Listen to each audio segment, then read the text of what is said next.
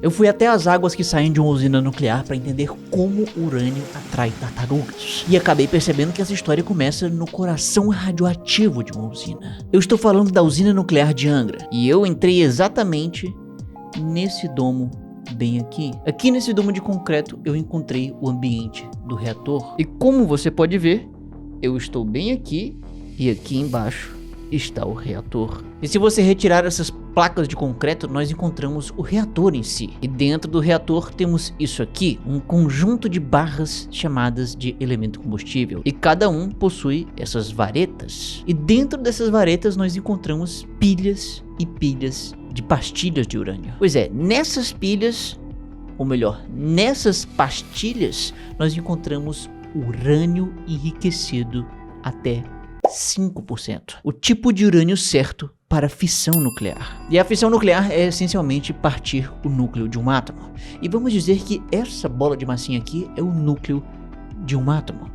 No caso, o núcleo do urânio. O tipo certo de urânio para fissão nuclear. Tá, então como que é feita a fissão do núcleo de urânio? Bom, o núcleo tá lá, bonitão, e aí a gente atinge ele com um nêutron.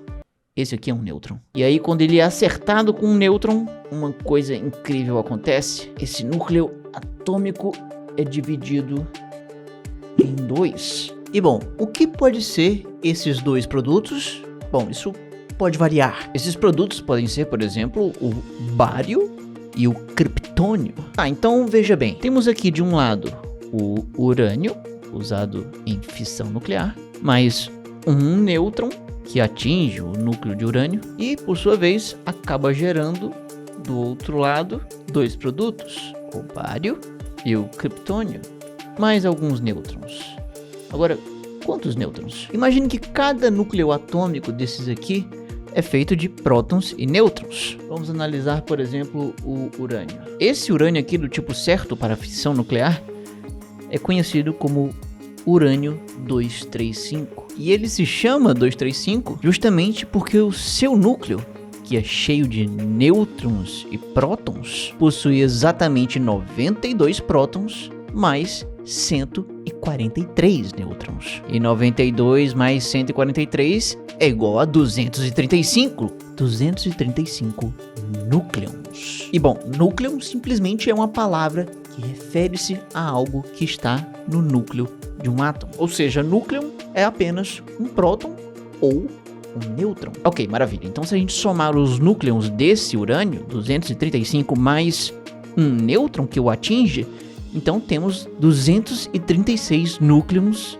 desse lado da reação. E do outro lado da reação, a gente deve ter a mesma quantidade. E aí, se a gente estiver falando do bário 141 e do criptônio 92, temos aqui por enquanto a soma desses dois igual a 233 núcleons. Com isso, vemos que para poder fechar a conta, nós precisamos de 1, 2, 3 núcleons, 3 nêutrons para fechar 236 desse lado aqui. Então, enfim, a conta foi fechada, porque você precisa necessariamente conservar a quantidade de núcleos. Porém, como eu disse, esses produtos aqui não são a única coisa possível de se gerar em uma fissão nuclear desse tipo de urânio. Você pode gerar algumas coisas diferentes, como o bário 144 e o criptônio 90. E aí, se a gente fizer as contas dos núcleos, temos que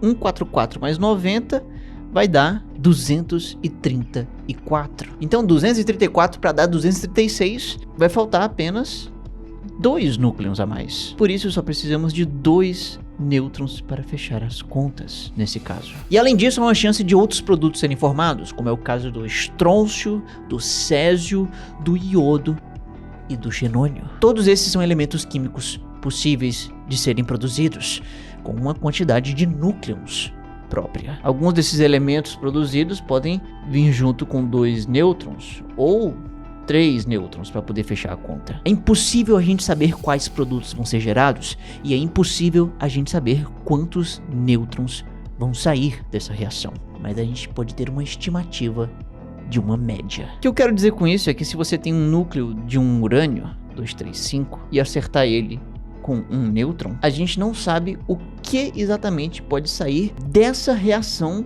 desse núcleo individual de urânio em específico. Mas acontece que cada possibilidade que pode acontecer aqui possui uma probabilidade bem determinada. De maneira simplificada, é como se a gente tivesse aqui o nosso núcleo inicial, que depois de colidido com um nêutron, ele pode se partir nesses dois produtos, ou nesses outros dois produtos, ou ainda nesses outros dois produtos. Veja que cada trajetória levaria a produtos diferentes nesse esquema extremamente simplificado.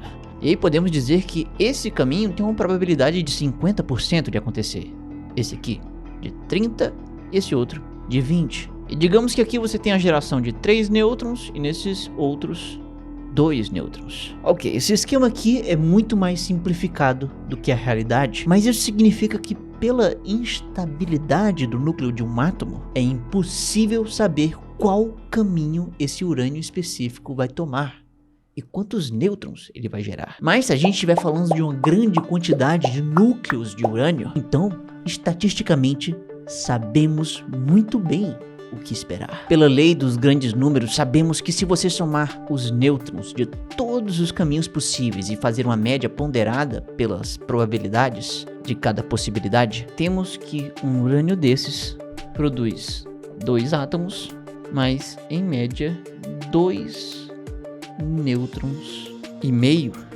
E não só isso, mas da mesma forma, sabemos que cada caminho desse também produz energia. Assim, nós também podemos tirar uma média de quanta energia é produzida em cada reação. Então, recapitulando, quando esse urânio é atingido por um nêutron, ele pode produzir 2 outros átomos, mais alguns outros nêutrons e energia. E a fonte dessa energia é algo bem estranho. Como vimos, a quantidade de núcleons desse lado tem que ser igual à quantidade de núcleons desse lado aqui. Então, podemos dizer que há uma conservação de número de núcleons, mas isso não necessariamente quer dizer que é uma conservação de massa. Se você somar a massa desse urânio mais um nêutron, você tem um pouco mais de 236 ULs, unidades de massa atômica. Porém, se somar esse bário mais esse criptônio mais 3 nêutrons, você tem um pouco menos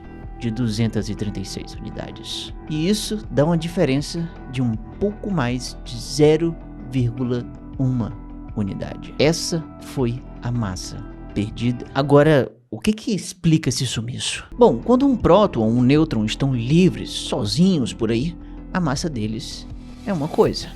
Mas quando eles estão fazendo parte de um átomo, a massa deles é ligeiramente diferente. Simplesmente a massa deles muda pela forma como eles estão configurados.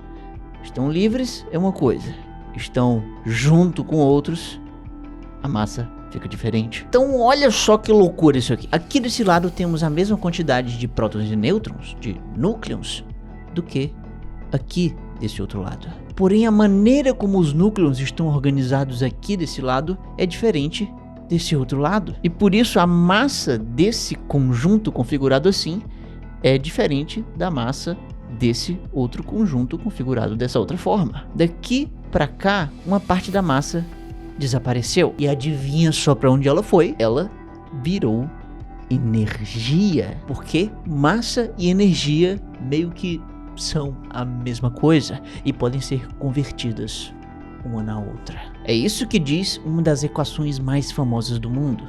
E igual a mc ao quadrado. Graças a ela, podemos calcular quanta energia foi produzida pela massa perdida dessa reação. E detalhe, já que esse C bem aqui é a velocidade da luz, é um valor extremamente alto e ainda por cima está ao quadrado, temos que pouquíssima massa é necessária para se gerar muita energia. Então, colocando na equação a quantidade de massa perdida e fazendo algumas conversões necessárias, temos que então são gerados aproximadamente 173 milhões de eletronvolts em um átomo de urânio fissionado. Mas como você sabe, existem outras possibilidades, existem outras probabilidades aqui nesse esquema simplificado que existem produtos diferentes, que então vão ter núcleos em configurações diferentes, e por isso a quantidade de energia que cada um gera vai ser também diferente. E detalhe, geralmente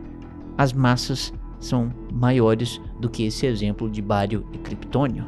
Então, geralmente, mais massa perdida vai dar mais energia gerada. Então, se a gente fizer uma média ponderada dessas energias todas, temos que, em média, cada átomo de urânio 235 fissionado produz cerca de 200 milhões de eletronvolts. Agora, o que significa esse valor? Para você ter uma noção, em média, um átomo de carbono queimado em combustíveis fósseis produz somente 4 eletronvolts de energia. 4. Não são 4 milhões. É só 4. Pois é. Então, um átomo de urânio, dessa forma, você pode ver que tem uma concentração de energia liberada aproximadamente 50 milhões de vezes maior do que um carbono de combustível fóssil. Maravilha, a energia liberada é realmente alta.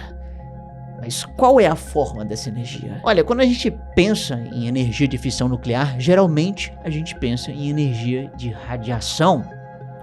Mas isso é só uma parte da história. Desses 200 milhões de eletronvolts em um gráfico de pizza, podemos ver que apenas 15% desse valor equivale à energia da radiação. Os 85% restantes equivalem à boa, velha e cotidiana energia cinética. Em outras palavras, o movimento. Sim, é isso mesmo. A imensa maioria da energia de um reator vem do movimento. Quando em um átomo de urânio é jogado um nêutron, acontece a fissão, em que 2 átomos são gerados, mais alguns nêutrons, e eles são jogados para vários lados diferentes. E esses produtos que são jogados por aí estão em alta velocidade, em um rápido movimento. Eles possuem bastante energia cinética. E é esse movimento bem rápido dos produtos dessa reação que faz a temperatura subir. Então digamos que aqui está um reator. Ele esquenta a água através da energia cinética dos produtos da fissão do urânio. E essa água está presa em alguns tubos. Essa água nunca sai daqui de dentro e nunca entra em contato com mais nada. Porém, há alguns problemas aqui, porque a água iria tender a ficar cada vez mais quente e virar vapor. E para evitar isso, há um pressurizador para fazer com que a água continue líquida em uma pressão que é maior do que a atmosférica aqui dentro. E esse aqui é o sistema primário, onde fica a água primária que circula no reator. Porém, ainda há outro problema, porque as coisas não iriam parar de esquentar, porque o reator ia continuar esquentando essa água até explodir. Ainda bem que temos isso aqui, que é um lugar onde a água primária pode esfriar. Então a água primária é esquentada no reator, onde ela pressurizadamente vai até este lugar, ela esfria e aí depois volta para cá. E assim temos um ciclo fechado. E essa brincadeira toda aqui está dentro de um domo, aquele domo que nós vimos anteriormente. E esse lugar onde a água primária esfria, existe uma outra água que circula em um outro sistema. Esse outro sistema aqui é o sistema secundário. A água do sistema primário e secundário nunca encostam, apenas trocam calor aqui. E veja que essa água do sistema secundário não possui um pressurizador, então quando ela esquenta bem aqui, significa que ela vai virar um vapor, e esse vapor caminha até um lugar especial onde o vapor encontra uma turbina. E é claro, essa turbina está conectada a um gerador elétrico que nós vimos de perto, em um lugar bem barulhento. Aqui são as turbinas e o gerador de Angra 2. E esse gerador já está conectado a uma subestação elétrica, que é conectada à rede elétrica do país, como nós também podemos ver. Essa rede elétrica de cabos de alta tensão vai até bem próximo da sua casa, que depois ela é convertida em uma tensão menor, pode então abastecer a sua casa. O que é muito bonito, mas ainda falta um detalhe importante. A água primária esquenta aqui e esfria aqui, e aí mantém o ciclo. Agora já a água secundária, ela esquenta aqui e não tem bem um lugar que eu falei que ela esfria. E como a gente pode esfriar a água secundária? Bom, a gente poderia colocar talvez um grande ar-condicionado, mas isso não ia dar muito certo. Se a gente não soubesse fazer esse resfriamento da água secundária de uma maneira eficiente, a gente poderia acabar gastando muita energia nessa etapa. E talvez gastando, quem sabe, até mais energia do que é produzida bem aqui no gerador. Ou seja, por um pequeno detalhe, todo o processo poderia não servir para nada. De nada adiantaria aprender a domar o poder do átomo se você não conseguir resfriar essa água secundária. Então, para resolver esse enorme problema, foi criado um outro sistema inteiro de água. Eu lhes apresento o sistema terciário. Esse sisteminha terciário também não entra em contato com a água do secundário, apenas troca um calor bem aqui no condensador, que é onde o vapor da água secundária condensa, porque ela esfria e depois volta a esquentar, assim fechando um ciclo. E já a água terciária, ela vem para cá no condensador, esquenta e depois volta de onde veio, só que mais quente. Então, no fim de um dia de operação comum de uma usina, existe a produção de duas coisas: a eletricidade e água quente. E aí, eu tive que ir lá perto para ver isso. Esse é o mapa da região onde estão as usinas de Angra. Aqui ficam as usinas. Aqui é por onde a água terciária entra, passa por alguns processos, resfria a água secundária e aí depois sai por aqui. Então, quando falamos de água terciária, estamos falando simplesmente da água do mar. A água do mar entra por aqui, é aquecida e depois, mais de 1 quilômetro depois, sai aquecida de volta para o oceano. E deixando claro mais uma vez, a água do mar saiu sem contaminação, porque ela só trocou calor com a água secundária, que trocou calor por sua vez com a água radioativa primária. Porém, apesar de sair sem contaminação, a água terciária volta para o mar um pouco mais quente. E por incrível que pareça, só isso já significa um certo impacto na vida marinha, incluindo na vida de tartarugas, como é o que eu soube na própria área de saída da água terciária. Com Angra 1 e Angra 2 funcionando, a gente chega até a ver pequenas alterações até uma distância de aproximadamente entre 3,5 e 4 quilômetros. Quanto mais próximo da saída da água, a gente tem temperaturas um pouco mais elevadas. Pelas normas ambientais, a água que a gente libera aqui, ela tem que estar abaixo de 40 graus. As análises que a gente faz de qualidade de água, as análises de balneabilidade de praia, as análises de monitoramento de sedimento marinho, essas análises não indicam que exista nenhum contaminante aqui que seja nocivo à população ou ao ambiente. Então é uma praia segura para as pessoas tomarem banho. A gente já monitora essa região há quase 40 anos, né?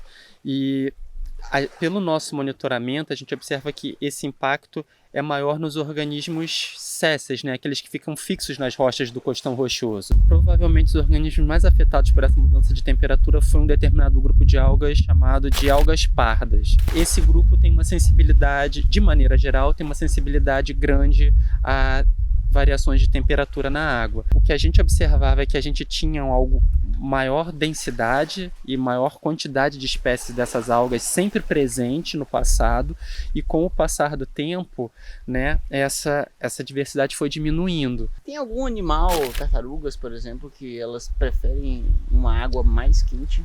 Olha, as tartarugas, os répteis de maneira geral, né, como são animais ectotérmicos e não controlam, né, não tem um controle assim muito fino da temperatura corporal, eles tendem a gostar de ambientes mais quentes, né? Dos 3 pontos que a gente monitora as tartarugas, né, é o local onde a gente tem mais capturas. Então, assim, não sei se é apenas pela água quente, mas é um local que as tartarugas curtem. Elas gostam de ficar aqui descansando, pastando nos costões. Ou seja, no fim das contas, por incrível que pareça, podemos dizer que sim, as tartarugas, de certa forma, gostam de urânio, mas mais especificamente da água do mar aquecida, de forma indireta, principalmente pela energia cinética dos produtos da reação de fissão do urânio.